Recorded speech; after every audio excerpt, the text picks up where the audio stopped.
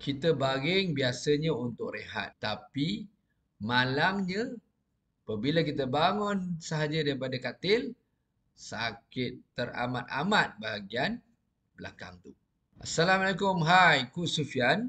Kali ini, video kali ini Coach akan kongsikan kenapa, apa puncanya selepas kita rehat di katil, tidur selepas kita bekerja penat, kita baring dan keesokan paginya, kita rasa sakit sangat pada bahagian belakang.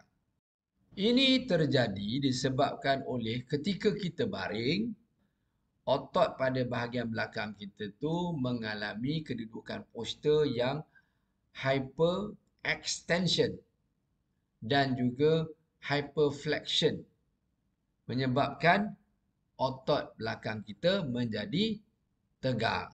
Otot yang tegang itu adalah otot yang biasa kita gunakan ketika kerja. Quadratus lumborum dan juga erector spine. Sebenarnya, faktor postur itu berpunca daripada satu, berat badan. Berat badan kita meningkat, lalu bahagian punggung kita tu jatuh menekan tilam kita. Jadi, berat badan itu, bila kita tidur terlentang, dia akan berlaku hyperextension pada tulang belakang kita. Kedua, terkait dengan postur juga adalah disebabkan oleh tilam kita tidak menyokong. Mungkin terlalu lembut, mungkin terlalu keras, dia tidak menyokong. Jadi bukan semata-mata postur.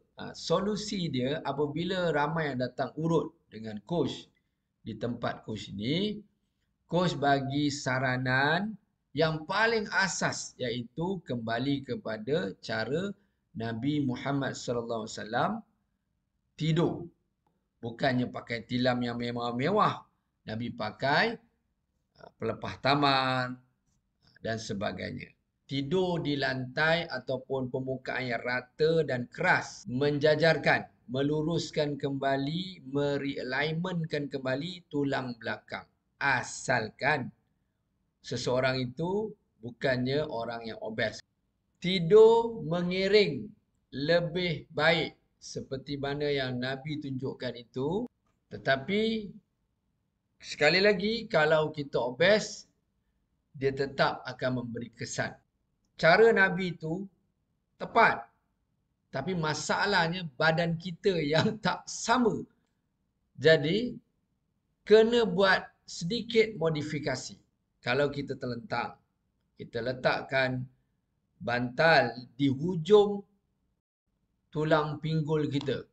Kalau kita panggil dia sebagai coccyx bone dekat situ.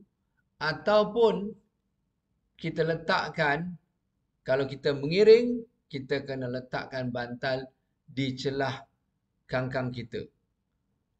Yang terbaik itu, lakukan ikut sunnah Nabi.